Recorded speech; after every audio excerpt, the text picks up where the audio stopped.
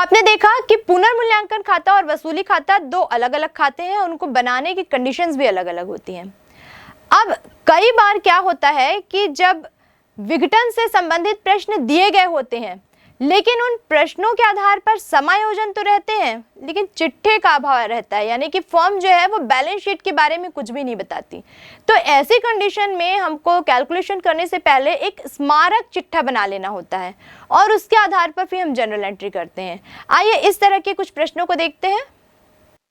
वसूली व्यय से संबंधित व्यवहारों की पंजी प्रविष्टि करनी है, जिसमें फर्स्ट जो पॉइंट है वो है वसूली व्यय की राशि 2500। इसकी जनरल एंट्री करेंगे हम।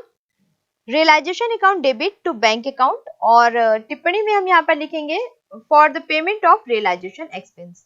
डेबिट और क्रेडिट दोनों साइड 2500 इसकी अमाउंट आएगी। सेकेंड हम यहाँ पर क्वेश्चन देख रहे हैं, वसूली व्यय की राशि 3000 रुपए का भुगतान अशोक द्वारा, जो कि एक साझेदार है, किया गया। तो क्योंकि वसूली व्यय का भुगतान एक साझेदार यानी अशोक के द्वारा किया जा रहा है, तो यहाँ पर हम जनरल एंट्री करेंगे realisation account debit to Ashok capital account, और 3000 की हम यहाँ पर अमाउंटिंग करेंगे। नरेशन में हम लिखेंगे for expense paid by partner on behalf of the firm. तीसरी जो यहाँ पर एंट्री हो रही है वो है वसूली व्यय 2300 रुपए तरुण द्वारा व्यक्तिगत तौर पर किए गए। अब क्योंकि ये यहाँ पर एक शब्द आया है व्यक्तिगत तौर पर किए गए, यानी पर्सनली उसने पेमेंट किया है, तो यहाँ पर इसकी कोई एंट्री नहीं होगी। हम यहाँ पर लिखेंगे realisation expense 2300 done by Tarun personally, यानी कि तरुण ने इसे व्यक्तिगत रूप से भुगतान किया।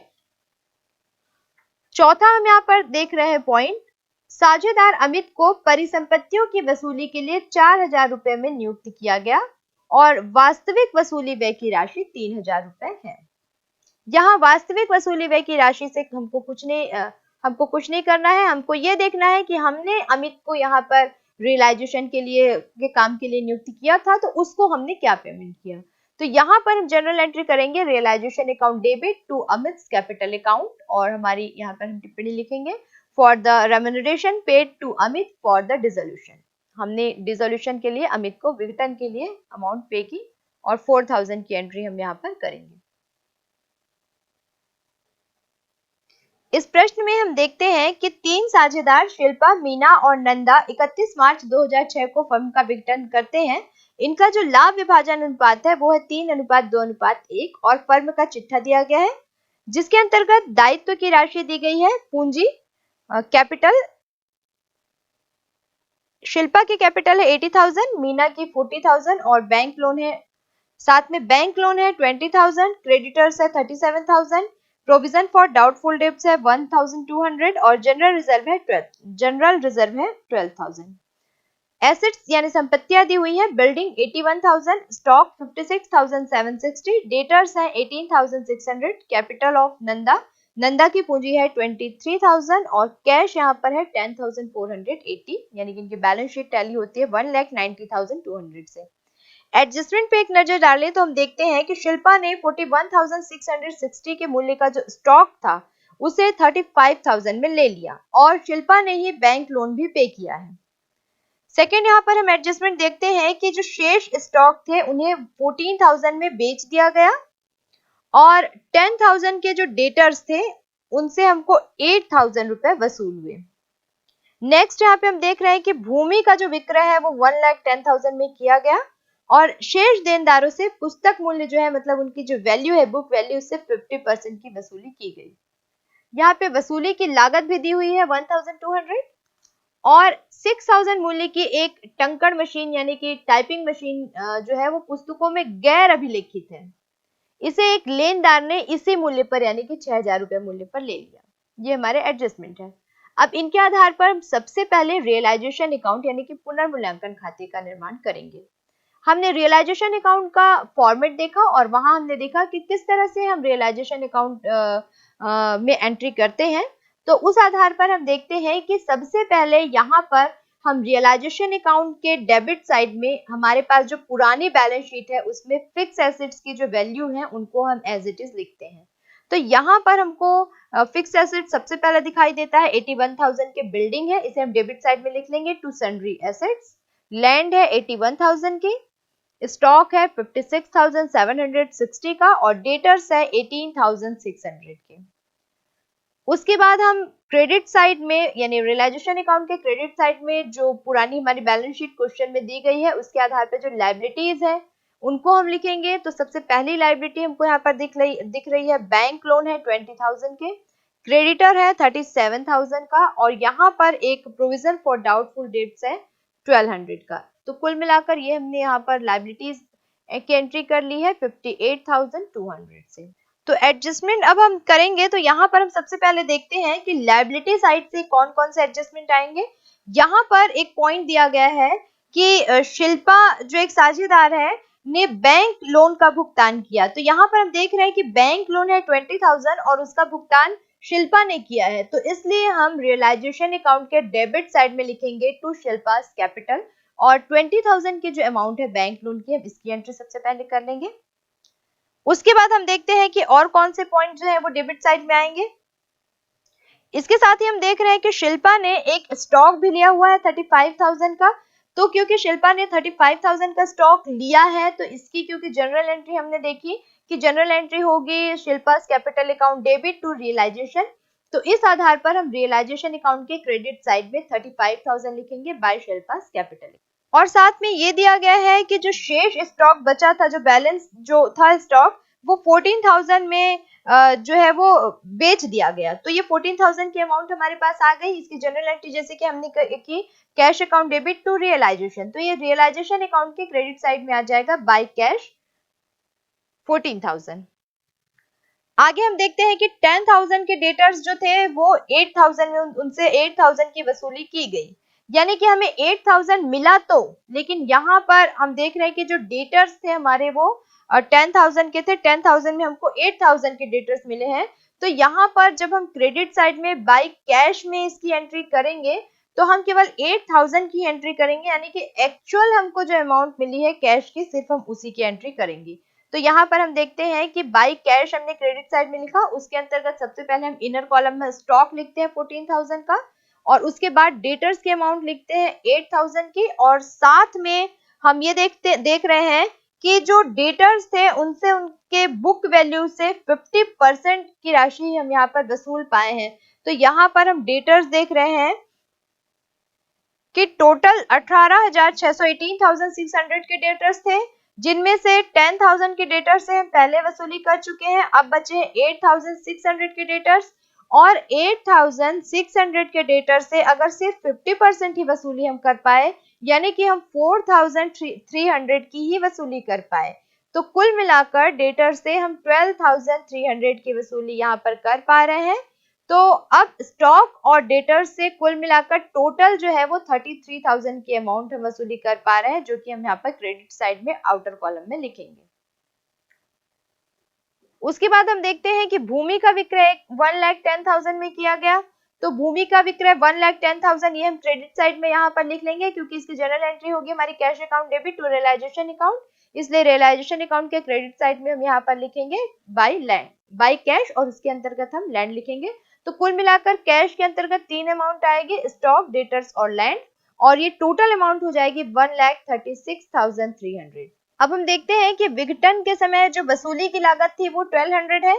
तो क्योंकि इसकी जनरल एंट्री होती है realisation account debit to cash, तो ये एक्सपेंस हम यहाँ पे रियलाइजेशन अकाउंट के डेबिट साइड में लिख लेंगे 1,200। साथ ही हम देख रहे हैं कि क्रेडिटर्स की जो हम पेमेंट कर रहे हैं, यहाँ पर जो क्रेडिटर्स हैं वो है 37,000 के और यहाँ पर हम जो पेमेंट कर रहे हैं वो यहाँ दिया हुआ है कि 6,000 रुपये मूल्य कि जो एक मशीनरी थी, एक टंकण मशीन थी, उसको पुस्तकों में गैर अभिलिखित वो है और उसको एक लेनदार ने इसी मूल्य पे ले लिया। तो टोटल हमारे जो 37,000 के डेटर्स थे उसमें से हम, क्योंकि लेनदार ने इसे ले लिया है, तो उसको माइनस करने के बाद जो 31,000 वो आता है वो हम क्रेडिटर को पेमेंट करेंगे। टोटल हमको 37,000 क्रेडिटर को पेमेंट करना था, जिसमें से 6,000 की हमने उसको एक टाइपिंग मशीन दे दी। अब उसे हम सिर्फ 31,000 की पेमेंट करेंगे। तो इसे हम लिखेंगे डेबिट साइड में टू कैश 31,000 और अब जो डेबिट और क्रेडिट का बैलेंस है उसे हम पार्टनर्स कैपिटल अकाउंट में ट्रांसफर कर देंगे।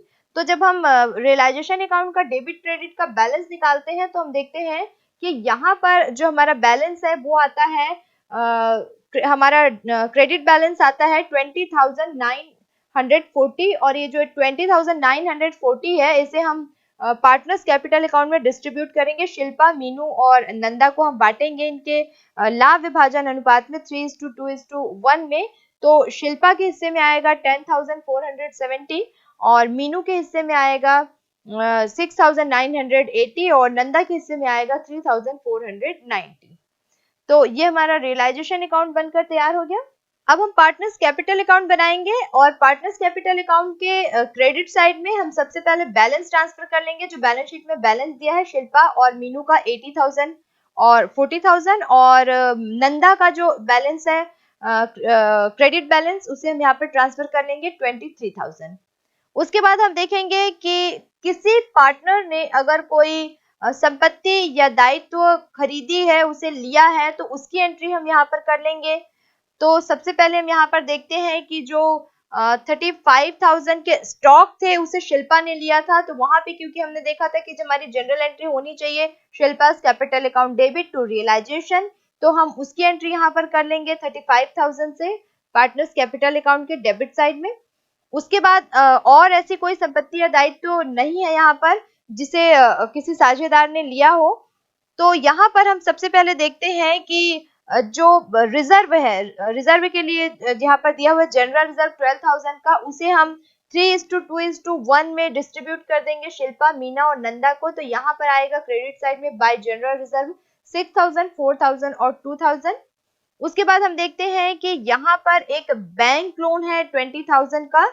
इस बैंक लोन का जो भुगतान है वो शिल्पा ने किया है। वहां पर हमने जनरल एंट्री के अकॉर्डिंग रियलाइजेशन अकाउंट में जो एंट्री की थी वहां हमने देखा था कि शिल्पा का जो अकाउंट था वो वहां पे क्रेडिट हो रहा था, realisation account debit to Shilpa capital account. तो शिल्पा के कैपिटल अकाउंट के क्रेडिट साइड में हम यहाँ पर लिखेंगे बाय रियलाइजेशन अकाउंट। और उसके बाद हम यहाँ पर देखते हैं कि जो रियलाइजेशन अकाउंट का प्रॉफिट बैलेंस है शिल्पा, मीनू और नंदा का 10,470, 6,980 और 3,490, इसकी एंट्री हम कैपिटल अकाउंट में कर लेंगे क्रेडिट साइड में। ओवरऑल जब हम पार्टनर्स कैपिटल अकाउंट बनाते हैं तो एक इसका इजी तरीका ये भी हो सकता है कि हम पहले तो बैलेंस ट्रांसफर कर लें कैपिटल अकाउंट के और उसके बाद रिजर्व हम देख लें कि रिजर्व कहीं पे है, जनरल रिजर्व अगर कहीं पे है तो उसको हम डिस्ट्रीब्यूट कर लें। और तीसरा हम रियलाइजेशन अकाउंट को बहुत ध्यान से देखें, अगर वहां पर किसी एसेट्स या लायबिलिटी से रिलेटेड अगर किसी पार्टनर का नाम आया हुआ है तो उसकी हम cross entry partners capital account में कर लें। तो इससे हम बहुत आसानी से पार्टनर्स कैपिटल अकाउंट बना लेंगे और कोई पॉइंट छूटने की संभावना भी नहीं रहेगी। तो इस तरह हमने पार्टनर्स कैपिटल अकाउंट ये कंप्लीट कर लिया है। अब हम इसका बैलेंस निकालेंगे तो देखते हैं कि शिल्पा का जो क्रेडिट टोटल है वो ज्यादा है, 1,16,470 है। तो 1,16,470 में जब हम डेबिट बैलेंस 35,000 माइनस करते हैं तो शिल्पा के हिस्से का जो उसको पेमेंट की जो अमाउंट बनती है वो 81,470 और मीना का जो टोटल यहाँ पर हम देखते हैं क्रेडिट साइड का वो है 50,980 और इसमें से जब हम डेबिट बैलेंस देखते हैं तो डेबिट में कुछ भी नहीं है मीना का, तो टोटल इसको पेमेंट करना होगा 50,980।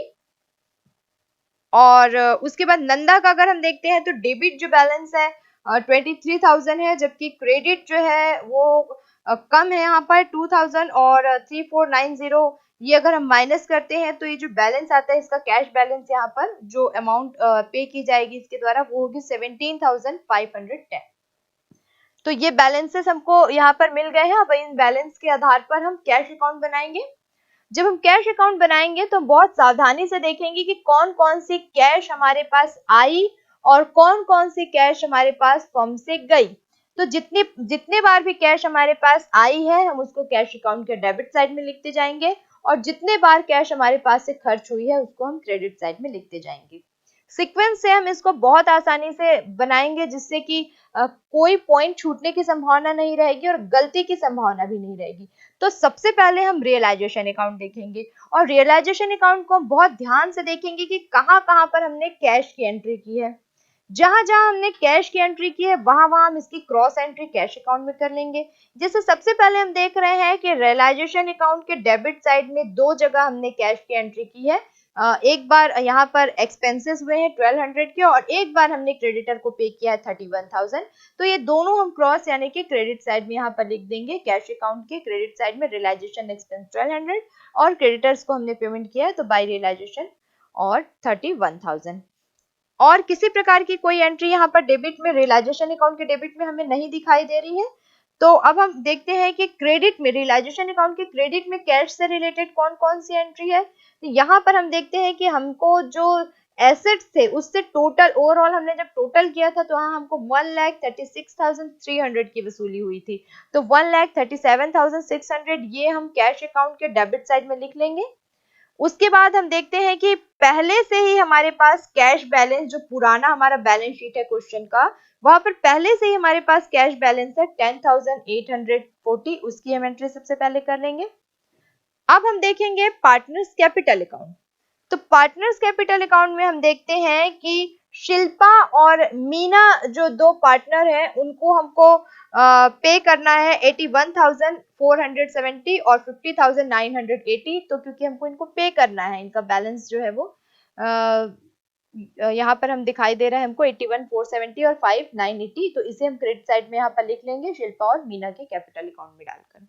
और तीसरे जो पार्टनर है नंदा, उससे हमको प्राप्त करना है, वो लेकर आएगी, उसका डेबिट बैलेंस है क्योंकि यहाँ पे। तो 17,510 जो है ये हम कैश अकाउंट की डेबिट साइड में लिखेंगे। ओवरऑल एक कंसेप्ट ये भी हम फॉलो कर सकते हैं कि क्रॉस ट्रांसफर हमको करना है। रियलाइजेशन के डेबिट में जो कैश है वो कैश अकाउंट के क्रेडिट में आएगा, रियलाइजेशन के क्रेडिट में जहां कैश है वो कैश अकाउंट के डेबिट में आएगा। वैसे ही क्रॉस एंट्री हमको कैपिटल में भी करनी है। तो अब यहाँ पर हम देखते हैं कि जिस तरह से अभी तक हम बैलेंस शीट बना रहे थे और बैलेंस बराबर आ रहा था, तो क्योंकि यहाँ पर हम डिसोल्यूशन की बात कर रहे हैं, अकाउंट बंद करने की बात कर रहे हैं, तो जो कैश का हमारा जो बैलेंस है वो टोटल दोनों साइड का बराबर आना चाहिए, हिसाब किताब पूरा बराबर आना चाहिए, तभी हम मानेंगे कि हमारी कैलकुलेशन सारी की सारी सही हुई है। तो हम देख रहे हैं कि यहाँ पर हमारा कैश अकाउंट का जो टोटल है वो 1,64,650 डेबिट में भी आया है और उतना ही क्रेडिट में भी आया है। तो कुल मिलाकर ये हमारा जो कैश है उसका वो टोटल बैलेंस हमने यहाँ पर फाइंड आउट कर लिया है। इस प्रश्न में 3 साझेदार हैं, काला, गोरा और भूरा। इनका जो लाभ हानि विभाजन अनुपात है वो है 2:2:1। बैलेंस शीट जो दी गई है उसमें हम देख रहे हैं कि इनके दायित्व में क्रेडिटर्स है 12,000 के, जनरल रिजर्व है 5,000 का, 15,000 कैपिटल जो है पार्टनर्स की वो काला की है 15,000, गोरा की है 12,000 और भूरा की है 6,000। संपत्ति अगर हम देखते हैं तो ये देख रहे हैं कि बैंक जो है, बैंक बैलेंस जो है वो 12,200 है, डेटर्स है 8,000 के, जिसमें बैड डेट रिजर्व जो है वो 200 का है, यानी 7,800 के डेटर्स है। स्टॉक की अमाउंट है 6,000, फर्नीचर 2,000 और बिल्डिंग 22,000 पे है। टोटल बैलेंस शीट टैली होती है 50,000 पे। एडजस्टमेंट पे एक नजर डालें तो हम देखते हैं कि डेटर्स है 7। जब संपत्तियों से वसूली हुई विघटन के दौरान तो डेटर्स से 7,000, स्टॉक से 5,000, फर्नीचर से 1,000, बिल्डिंग से 25,000 वसूल हुए और जो क्रेडिटर थे उनको 11,000 देना तय किया गया। नुकसान हुआ था फर्म को, इसलिए फर्म डिसॉल्व की गई, विघटन किया गया और इस कारण 3,000 के एक दायित्व का जो है उसका भी भुगतान करना है और विघटन व्यय यहाँ पर 1,000 रुपए हुए हैं। यहाँ हमको वसूली खाता और पूंजी खाता यानी रियलाइजेशन अकाउंट और कैपिटल अकाउंट बनाना है। रियलाइजेशन अकाउंट बनाने के लिए हमारा फर्स्ट जो प्रोसेस होगा वो होगा, सबसे पहले हम देखेंगे कि ये जो हमारे पास बैलेंस शीट है, इस बैलेंस शीट में एसेट्स की क्या स्थिति है। तो यहाँ पर हम देखते हैं जो भी हमारी एसेट्स रहती है उनको हम रियलाइजेशन अकाउंट के डेबिट साइड में बुक वैल्यू पे नोट कर लेते हैं, यानी कि जो वैल्यू बैलेंस शीट में दी गई है उस वैल्यू पे हम नोट कर लेते हैं। तो हम यहाँ पे देख रहे हैं कि डेटर्स है 8,000 के, बैड डेब्ट्स रिजर्व या तो हम यहाँ पे माइनस करके लिखें 7,800, या फिर हम ये भी कर सकते हैं कि डेटर्स 8,000 डेबिट में लिख के ये जो बैड डेब्ट्स रिजर्व है इसको हम क्रेडिट में 200 लिख दें। तो यहाँ हम डेटर्स 8,000 लिख रहे हैं और क्रेडिट में इसका जो प्रोविजन फॉर बैड डेब्ट्स है उसको by provision for bad debts करके 200 क्रेडिट में लिख देते हैं। सेकंड हम देख रहे हैं कि स्टॉक है 6000 का, फिर फर्नीचर है 2000 का और बिल्डिंग है 22000 का, ये हमने नोट कर लिया। अब हम देखते हैं लायबिलिटी की क्या पोजीशन है, तो हम देख रहे हैं कि सिर्फ एक क्रेडिटर है हमारे पास यहाँ 12000 के, जिसे हम रियलाइजेशन अकाउंट के क्रेडिट साइड में नोट कर लेते हैं 12000। अब हम एडजस्टमेंट देखते हैं कि हमको संपत्तियों के बिक्री से कितने राशि वसूल हुई है और हमने कौन कौन से लायबिलिटी पे की है। तो अगर हम वसूली की बात करें कि जो वसूल होता है वो हम रियलाइजेशन अकाउंट के क्रेडिट साइड में लिखते जाते हैं। तो हमको वसूली जो हुई है वो डेटर से 7000, स्टॉक से 5000, फर्नीचर से 1000 और बिल्डिंग से 25000, और ये आउटर कॉलम में हम इसका टोटल लिखेंगे 38000 हमको वसूल हुआ है बाय कैश। उसके बाद हम एक्सपेंस अगर देखें तो हम देखते हैं कि एक यहाँ पर लाइबिलिटी थी जो बुक में कहीं नहीं दी हुई है, यहाँ पर इस लाइबिलिटी को हम पे कर रहे हैं 3000 की, तो उसे हम लिखेंगे रियलाइजेशन अकाउंट के डेबिट साइड में टू कैश 3000। और क्रेडिटर, क्योंकि 11000 में क्रेडिटर हमको क्रेडिटर्स को देना तय हुआ था, तो हम उसकी पेमेंट करेंगे, तो उसे भी हम लिख देंगे रियलाइजेशन अकाउंट के डेबिट साइड में टू कैश 11000। और उसके बाद हम देख रहे हैं कि विघटन व्यय है, जो डिसोल्यूशन एक्सपेंस है 1000, उसकी एंट्री हम यहाँ पर करेंगे रियलाइजेशन अकाउंट के डेबिट साइड में टू कैश 1000। तो यहाँ हमको जो बैलेंस शीट की एंट्रीज थी और जो एडजस्टमेंट की एंट्रीज थी वो सब कंप्लीट हो गई है। अब हम रियलाइजेशन अकाउंट का बैलेंस निकालेंगे। तो यहाँ हम देखते हैं कि डेबिट साइड का जो टोटल है वो ज्यादा है और क्रेडिट का टोटल कम है, यानी कि डेबिट का टोटल 53000 है और क्रेडिट का टोटल अगर हम इसमें से 200, 12000 और 38000 माइनस कर दें तो जो बैलेंस बचता है क्रेडिट में वो आता है 2800। अब इस 2800 को हम जो इनका लाभ हानि विभाजन अनुपात है, यानी कि 2:2:1, इसमें जब हम डिस्ट्रीब्यूट कर देते हैं तो काला जो है उसको 1120, गोरा को भी 1120 और भूरा को 560 रुपीज मिलेंगे, जो उनके कैपिटल अकाउंट में ट्रांसफर हो जाएगा। तो इस तरह हम इसे रियलाइजेशन अकाउंट के क्रेडिट साइड में लिख देंगे। अब हम इसका कैपिटल अकाउंट बनाएंगे। तो कैपिटल अकाउंट का हमारा जो प्रोसेस है, हम देखते हैं कि सबसे पहले जो बैलेंस शीट में कैपिटल बैलेंस दिया गया है पार्टनर्स का, उसको हम ट्रांसफर करते हैं। तो यहाँ पे क्वेश्चन में बैलेंस शीट में हम देख रहे हैं कि जो काला, गोरा और भूरा है उनकी जो कैपिटल है वो 15000, 12000 और 6000 है। इसे हम पार्टनर्स कैपिटल अकाउंट के क्रेडिट साइड में बाय बैलेंस लिख के ट्रांसफर कर देंगे 15000, 12000 और 6000। उसके बाद हम देखते हैं कि रियलाइजेशन अकाउंट में कहां-कहां पे किसी पार्टनर का नाम आया है, उनकी कैपिटल कहां पे प्रभावित हो रही है। तो किसी पार्टनर ने क्योंकि किसी प्रकार की एसेट्स को लिया नहीं है और ना किसी पार्टनर ने कोई लायबिलिटी पे की है, तो इससे रिलेटेड कोई भी एंट्री यहाँ पार्टनर कैपिटल अकाउंट में नहीं आएगी। तो यहाँ पर अब हम जो रियलाइजेशन का बैलेंस है सिर्फ वो हम ट्रांसफर कर लेंगे। रियलाइजेशन का जो बैलेंस आया है वो हम देख रहे हैं कि डेबिट बैलेंस है, जो कि काला का 1120, गोरा का भी 1120 और भूरा के लिए 560 है। ये हम पार्टनर्स कैपिटल अकाउंट के डेबिट साइड में हमने इसकी एंट्री करनी। अब हम यहाँ पर एक चीज देख रहे हैं कि जनरल रिजर्व जो है बैलेंस शीट में दिया गया है, क्योंकि हम क्लोज कर रहे हैं अकाउंट, डिसॉल्व हो रही है फर्म, तो उसको हम जो हमारे पूरे पार्टनर है, 3 पार्टनर, तीनों को उनका जो profit and loss sharing ratio था जो 2:2:1 है, उसमें हम डिस्ट्रीब्यूट कर देंगे 2000, 2000 और 2000। ये क्रेडिट साइड में हम यहाँ पर बाय जनरल रिजर्व इस तरह से लिख देंगे। अब किसी भी तरह की कोई एंट्री यहाँ पर नहीं दी गई है, तो हम पार्टनर्स कैपिटल अकाउंट को क्लोज कर देंगे। तो हम देखते हैं कि काला जो है पार्टनर्स के क्रेडिट साइड में जो टोटल है वो 17000 का है। इसमें से डेबिट टोटल अगर हम इसका डेबिट बैलेंस अगर हम इसका माइनस करते हैं तो आता है 15880। इसको हम जो भी डेबिट में आ रहा है सबको टू कैश लिखेंगे, क्योंकि इन पार्टनर्स को हमको इतनी राशि देनी है। तो काला को हम दे देंगे 15880 और गोरा का हम देखते हैं कि क्रेडिट जो टोटल है वो 14000 है।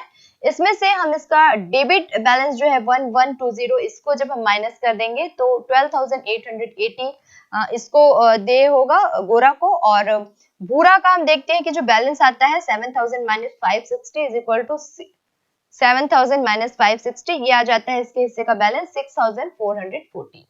तो इन तीनों जो साझेदार हैं उनको हम यहाँ पर टू कैश लिख के इतने धनराशि का भुगतान उनको करना है, ऐसा माना। अब चाहे तो इसके आधार पर हम कैश या बैंक अकाउंट भी बना सकते हैं, लेकिन क्वेश्चन में की रिक्वायरमेंट नहीं है, हमको सिर्फ कैपिटल अकाउंट ही बना के क्लोज करना है। परीक्षा के दृष्टिकोण से काफी महत्वपूर्ण प्रश्न है। किसी भी तरह का नया कोई पॉइंट इसमें नहीं था, सिर्फ एक नया पॉइंट था जिसके कारण जनरली जो स्टूडेंट है वो क्वेश्चन को छोड़ के आ जाते हैं कि किसी भी दायित्व के बारे में जो बैलेंस शीट में नहीं दिया है लेकिन एडजस्टमेंट में दिया है, तो उसका हमको क्या करना है। तो उसके बारे में यहाँ पर स्पष्ट रूप से बताया गया है कि दायित्व का भुगतान करना है हमको, और जैसे कि हम दायित्व का भुगतान हमेशा करते हैं रियलाइजेशन अकाउंट का डेबिट साइड में लिख के, उसी तरह से हमको इसकी एंट्री करनी है।